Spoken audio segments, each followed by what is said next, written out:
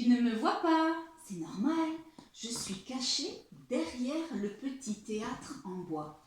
Et d'ailleurs, je n'arrive pas à l'ouvrir. Alors là, coucou! Et voilà. Est-ce que tu te souviens comment s'appelle ce petit théâtre en bois? Le Kamishibai, oui, c'est ça. Est-ce que tu aurais envie que je te raconte une autre histoire aujourd'hui? Génial, je la prépare pendant que toi tu t'installes. Cette histoire, elle s'appelle, je ne me trompe pas, Rosille la chenille. Elle est un petit peu longue, mais elle a de très très belles images. À tout à l'heure. Rosille la chenille.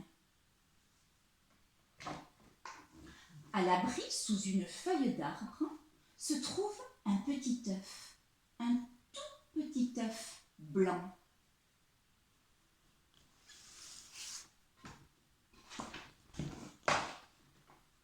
Par une matinée ensoleillée, le petit œuf se met à bouger, puis à se craqueler. Une minuscule chenille, Rosille, pointe alors le bout de son nez et sort doucement de la coquille fendillée.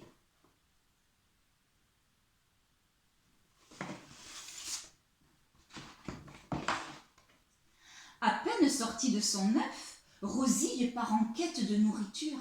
La petite chenille dévore la coquille de son œuf, puis la feuille sur laquelle elle était accrochée. Et scrunch, crunch, crunch, crunch, crunch, crunch, crunch, crunch. De jour en jour, Rosille grossit. Elle mange toute la journée. Crunch, crunch, crunch, crunch, crunch. Et tout en mangeant, elle contemple le jardin en pensant qu'elle aimerait bien voir ce qu'il y a là-bas. Tu vois là-bas, tout au loin.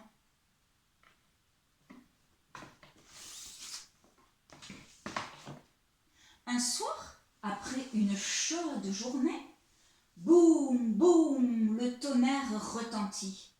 Le ciel devient zébré par les éclairs. Le vent se lève. L'orage fait rage. Rosille tremble.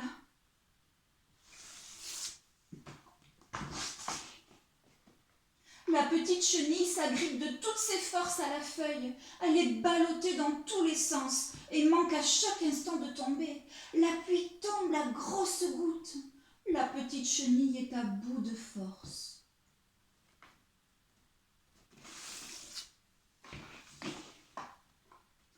Le lendemain, la chenille mange et mange encore.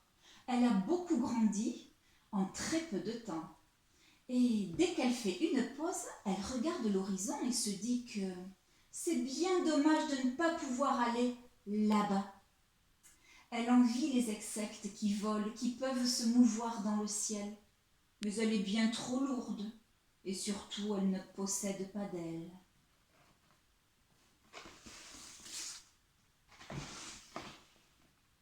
Tout à coup, un oiseau se pose sur la branche, juste à côté d'elle. Et c'est bien connu, les oiseaux mangent des chenilles. Oh, Rosille ne bouge plus afin que l'oiseau ne la voie pas. Pourvu qu'il s'en aille, pourvu qu'il s'en aille, songe-t-elle pétrifiée de peur.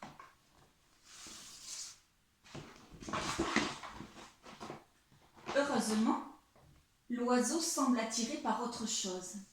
Il vient de découvrir un petit ver de terre qui frétille sur le sol. L'oiseau prend son envol et après 2 battements d'ailes, il attrape le petit ver de terre. Ouf! Rosille est sauvée. L'oiseau est parti. La chenille continue de dévorer des feuilles tendres jusqu'à la tombée de la nuit.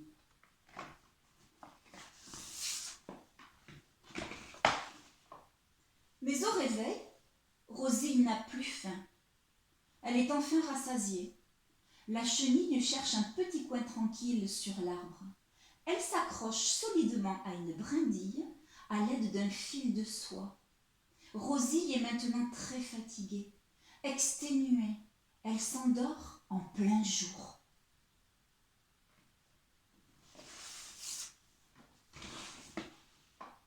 Pendant son sommeil, sa peau se fend et tombe. On aperçoit une nouvelle peau qui forme sa chrysalide. Rosille semble immobile. Elle reste ainsi pendant une semaine.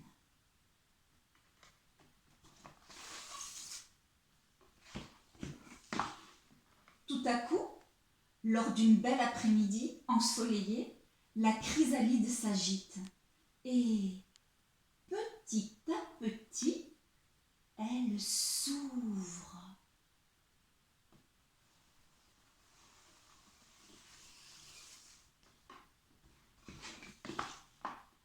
Un magnifique papillon apparaît alors. Rosille s'est métamorphosée.